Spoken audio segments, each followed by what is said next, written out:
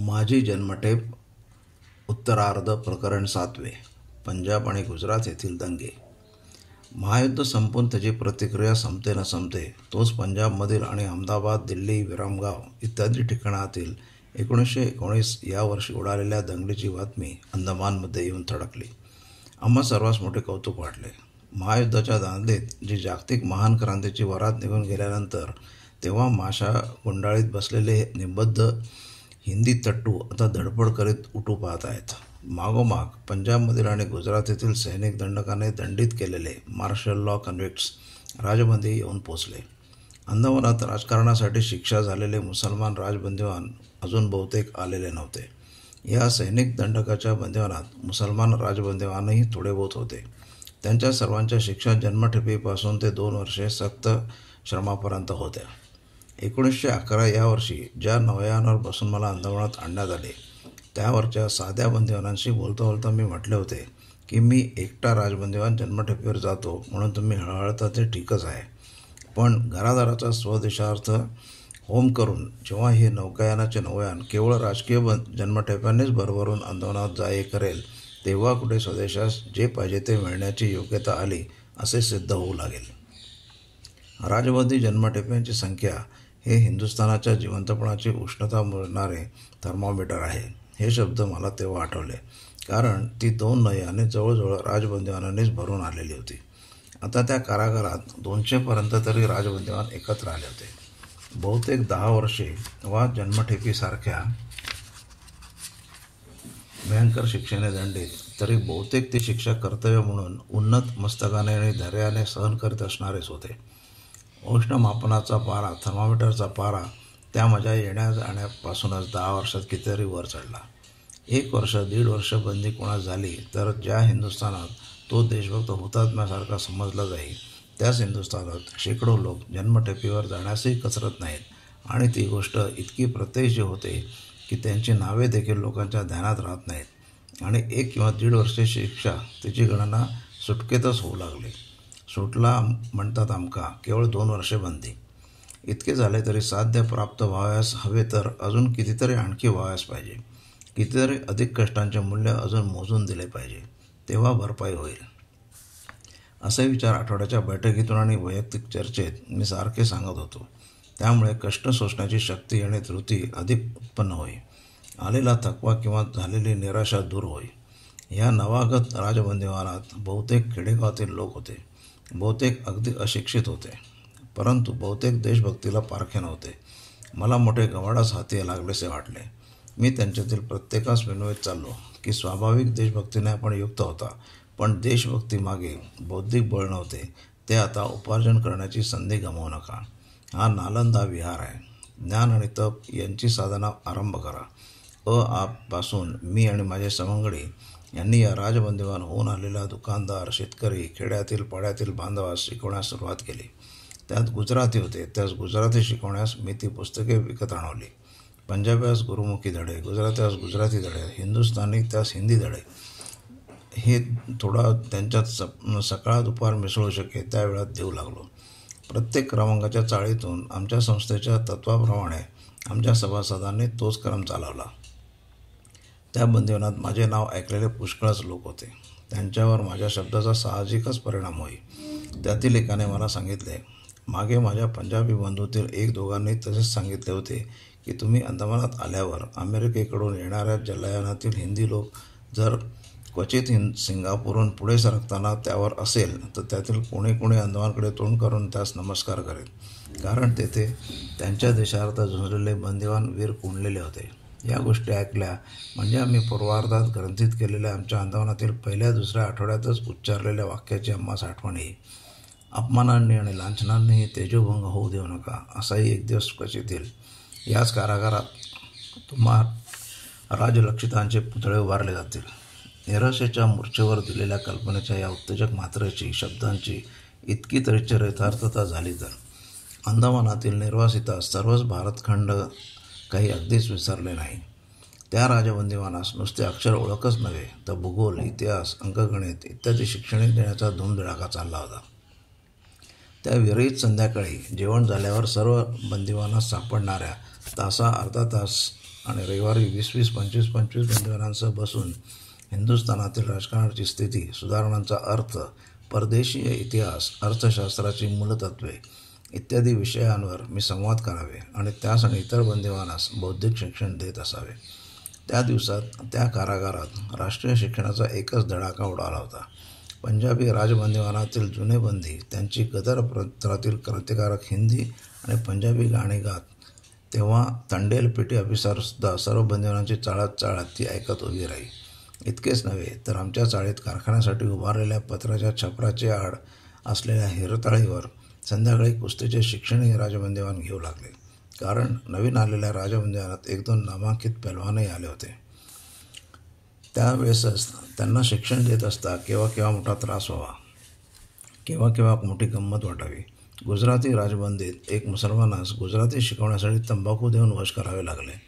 पंजाबातील एक ब्राह्मण, अगदी खेड्यातला पण पक्का लबाड असे, पंजाबातील दंग्यात धरला गेला होता. त्यास शिकवण्यापुरते नुसती तंबाखूच द्यावी लागत नसेल तर आम्हास मिळणाऱ्या रुग्णालयीन जेवणातील दुधाचा नैवेद्यही कधी अर्पण करावा लागे. आणि तरी देखील स्वारी आम्ही आल्याची चाव लागली म्हणजे काय ते अक्षरे मोठ्याने घोकायचे. वयाची 50 वर्षे उलटली होती, पण लहान मुलासारखा कोट्याळ असेल. काही आम्ही एके दिवशी तंबाखू वेळेवर न दिली की पाटी लपवून ठेवून ती हरवली म्हणून सांगे, आणि आम्ही नाही असे पाहून आमच्यावर एक गमतीचे गाणे करून बन गए बाबूजी जेंटलमन, बन गए बाबूजी, ते ऐकून आम्हास अशी गंमत वाटे की त्यास ते गाणे आमच्यासमोर म्हणण्यासारखी आणखी एक चिमूट तंबाखू द्यावी लागेल. त्यास इतर राजबंदी आमच्याशी असे बरोबरीने करण्याविषयी दटावू लागले. आम्ही मध्ये पडून त्याची सुटका करावी.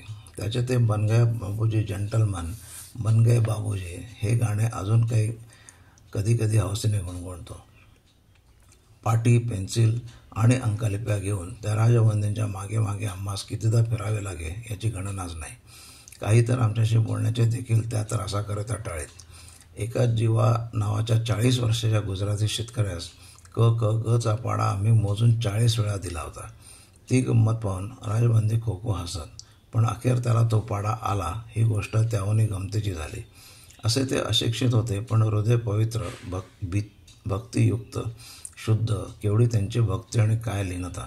त्यांच्यात कित्येकास दंग्यातून झालेल्या गोळीबारात गोळ्या लागलेल्या होत्या. आम्ही नेहमी अभिमानाने त्या गावाच्या डागांवरून हात फिरवावा आणि म्हणावे, हे पहा आमचे सैनिक, ही पहा आमची सन्मानदर्शक पदके. भाडोत्री सोन्याच्या पदकाहून ही माणसावर अंकित केलेली पदके माननीय आहेत. ही पदके किती प्रामाणिक आहेत. आणि कारागारात राजबंदी या सर्व उलाढाली करीत असता बारीसाहेब कुठे होते? पूर्वी राजबंदिवानाने वर पाहिले की खाली पहा, आणि तो खाली पाहत असला तर वर पहा म्हणून काहीतरी निमित्ताने त्यांचा उपमर्द करीत गरजत जाणारा तो पोर्ट ब्लेअरचा मर्त्य परमेश्वर कुठे होता? कुठेही नाही. त्या कारागृहातच होता, पण अगदी त्या पोर्ट ब्लेअरच्या एखाद्या दगडासारखा. टक्कर कोणी घेतलीच तर लागणारा, पण आपण होऊन कोणाशी टक्कर घेण्यास न जाणारा एक निरुपद्रवी धुडणावून पडला होता. 10 वर्षाच्या सतत घासाघाशीने कंटाळून ते संप, ती वृत्तपत्रातील हाकाहाक, तो त्याचा बोज गेल्याचे दुःख यांनी तो त्रासून गेला होता. आणि वरिष्ठ अधिकाऱ्यांनाही डोईजड झालेल्या आणि संख्येने व संघटनेने सारखे वाढत जाणाऱ्या त्या राजबंद्यांविषयी भीक नको पण कुत्रावर असे धोरण त्याने स्वीकारले होते. आमची ही उलाढाल जिथे 2 जण बोलायची चोरी, तिथे 25 जणांच्या सभा, हे सर्व तो ऐके, पण साफ पेटी ऑफिसर कित्येकदा सांगे की माझ्या कानावर काही कागाळी येऊ देऊ नका. माझ्या आणि वरिष्ठ अधिकाऱ्यांच्या समोर काही त्यास असे एकत्र बसू देऊ नका. काम थोडे करून घ्या आणि बोवाटा होईल असे काही भयंकर कृत्य होऊ देऊ नका, म्हणजे झाले. पण त्या शैतानास काय वाटेल ते करू द्या. तुमचे तुम्ही सांभाळा, जा. त्यातही आमच्या वर्षानुवर्षाच्या शिक्षणाने जमादार पेटी ऑफिसरांपर्यंत बंदिवानातील अधिकारही बहुशः आमच्याच वळणाचे झाले होते. आपण होऊन चुगली करणारे फार थोडे उरले होते. त्यामुळे बहुतेक गोष्टी तर बारीच्या कानावर न जाताच घडत असत. त्या अधिकारात संघटनाच्या आणि राष्ट्रीय विचाराच्या प्रेरणाचे लोक कसे असत त्याचे एक उत्तम उदाहरण आहे. एक गुजराती बंदिवान जो शेतीच्यासाठी हत्या केल्याच्या अपराधासाठी दंडित झालेला होता, तो आम्ही आलो तेव्हापासून आमच्या विचारांनी प्रेरित झालेला आणि आमचा कट्टा अभिमानी असे. राष्ट्रीय रुची त्याला इतकी लागली की संपासारखे अगदी कडक बंदोबस्ताच्या दिवसातही तो स्वतः काम करे. बंदी होता तेव्हा नारळाच्या फळाच्या सोललेल्या सालीत लपवून राजबंद्यांच्या चिठ्ठ्या नेताणीत असे. पुढे ऑर्डर झाल्यावर कचरा भरणाऱ्या टोळीवर तो मुख्य असे, तेव्हा त्या टोकरातून वर्तमानपत्रे आम्ही भागाभागातून धाडावीत ती त्यानेच न्यावी. त्याच्या या साहसाने त्यास आमच्या मंडळीत डाकवाला म्हणून उपपद मिळाले होते. अगदी जेव्हा बारीचा सत्ताकाल कडकपणे गाजत होता तेव्हा पेन्सिल किंवा कागदाचा बोटभर तुकडा अशक्य म्हणून पाणी पिता पिता कटोऱ्यावर विटकरीने आम्ही बातम्या वा निरोप लिहावे आणि ते कटोरे त्या राजश्रींनी सहज फिरवीत इकडच्या तिकडे न पोचवावे. झाडाची पाने कचऱ्यात फेकण्यात यावी याने खूण केली की ते आम्ही उलगडून पाहावे. तो त्यावर बाहेरून आणलेल्या एखाद्या बातमीचे 2 शब्द काट्याने कोरलेले.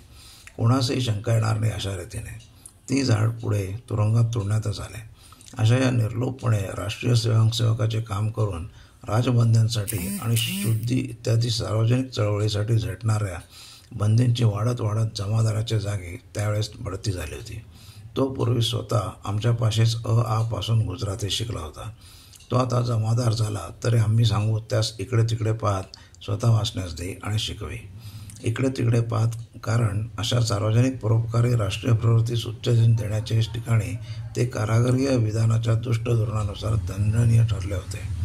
तो बंदिवानाचे काम आणि इतर आवश्यक शिस्त किती पाळी आणि किती प्रामाणिक व निर्व्यसनी असे ही गोष्ट त्याची राजबंद्यांशी सहानुभूती असल्यामुळे तो शंकास्पद मनुष्य म्हणून ठरलेला असताही बारीच्या हाताखालीच पण बारीच्या कृपेने जमादार झाला होता यावरून बहुधा सिद्ध होईल.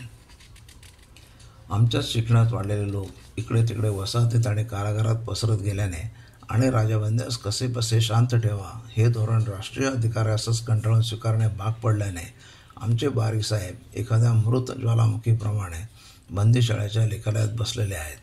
अष्टोपहार तोंडात धरलेल्या काडी एवढ्या चिरोटाचा धूर जो काय तो त्यांच्या तोंडाचा ज्वालामुखी सोडित असेल तेवढाच काय तो. सर्व बाकी थंड. त्यातही आताशा त्यांना विकार जडला होता. ते लॅम्बागोच्या आजाराने अगदी कंटाळत चालले होते. अखेर एकदाची त्यांना अवधीची सुट्टी मिळाली आणि लवकरच ते पोर्टब्लेअर सोडण्याची सिद्धता करू लागले. ते त्यांची पोर्टब्लेअरची 20-30 वर्षाची मत्ता बिंदून घेत आहेत. तोवर त्यांच्या सुट्टीची गोष्ट निघाल्यामुळे आठवलेली मागच्या सुट्टीची एक गंमत सांगून टाकू. 4-1 वर्षापूर्वी म्हणजे 1915 का 16 वर्षी त्यांनी आयर्लंडला जाण्याचे ठरवले आणि त्यांना अवधीची सुट्टीही मिळाली. आयर्लंडमधून ते महाशय 2-4 पैसे घेऊन पूर्वी पळून आले होते. तो पूर्वीचा भिकारी मनुष्य आज 10-5 हजार गाठीशी बांधून परत आयर्लंडला जाणार होता. ते म्हणतच मी माझी 20 वर्षाची अंदमानची जन्मठेप पुरी केली बरं का सावरकर, कारण मी इथे एक बद्ध असलेला मनुष्यच नव्हतो का. आयर्लंडास आता परत जावायचे पण राजबंद्यांची ती त्यांची दयाळू व्यवस्था आजवर ठेवली होती ते त्यांच्या पोटात टाचू लागली. आणि ते दिवस म्हणजे लोकात पीडक म्हणून बबरा झालेली सरकारी अधिकाऱ्यांपैकी एका दोघास कुणातरी उद्दंड क्रांतिकारकाच्या हातून झटपट राम बनण्याची पाळी आल्याची प्रत्येक बातमी आणणार आहे. बारीच्या कार्यालयात एक दिवस त्याची गोरी मित्रमंडळी बसली असता ही चर्चा निघाली आणि कलकत्त्याकडून प्रवास करण्यात बारीसाहेबांच्या जीवास त्यांच्या कीर्तीने लुब्ध होऊन त्यास प्रसाद द्यावयाच्या टपलेल्या एखाद्या दुष्ट क्रांतिकारकाची घातक भेट गाठण्याचा संभव असल्यामुळे प्रवास हिंदुस्थानातून न करता परस्पर सिलोन मार्गे करावा अशी बोलणी सहज झाली. आगेमागे असलेल्या आमच्या मुन्शी मंडळीने ते ऐकून आम्हास कळवली. त्या काळी गोऱ्या अधिकाऱ्यांच्या मनात अशी भीती उद्भवणे हे केवळ भ्याडपणाचेच लक्षण नसून काही अंशी शहाणपणाचेही असे आम्हास वाटे. या संवादाने बारीसाहेबास स्वतःचे फारच महत्त्व वाटले आणि त्या दिवशी संध्याकाळी सगर्भ स्वतः बारीसाहेबच त्यांच्या दंडम विनोदाने विचारत झाले, काय सावरकर, तुमचे मित्र म्हणे आम्हावर बॉम्ब फेकणार आहेत, हिंदुस्थानात पाऊल टाकताच. आम्ही त्यांच्या दंडविनोदाचेच अनुकरण करून उत्तर दिले, मला नाही वाटत. जर कोणाशी खरोखरच बॉम्ब असतील तर अशा कावळ्या चिमण्यांच्या पारदीत आपली दारू उधळण्यापेक्षा एखाद्या वाघाची मृगयास करणे अधिक शहाणपणाचे हे न समजण्यात का मला नाही वाटत कोणी क्रांतिकारक वेडा असेल. बारीसाहेबांचा गर्व तर ढेकळासारखा पाण्यात विरला. भीतीचे काय झाले ते त्यांनाच माहीत. ही झाली मागच्या सुट्टीची गोष्ट. या सुट्टीची गोष्ट अगदी निराळी होती. आता ते बहुधा नित्याचेच चालले होते. अंदमान तर सुटणारच पण हे जगही फार दिवस त्यास दिसेल की नाही याची शंका यावी अशी त्यांची प्रकृती खंगली. शेवटी शेकडो बंदिवानांच्या शिव्याशापांचे उपहार स्वीकारीत कंबर बसून गेलेल्या बारीसाहेबास 2 जणांना धरून जलयानावर चढवावे लागले. अर्ध मुर्मुषी स्थितीत ते हिंदुस्थानास पोचले. तेथे लवकरच त्यांचे अगदी हालहाल होऊन प्राणोत्क्रमण झाले. त्यांची स्मृती त्यांनी पिढीलेल्या राजबंदीवरानेच जिवंत ठेवली म्हणून राहिली आणि हा ग्रंथ असे तो राहीलही.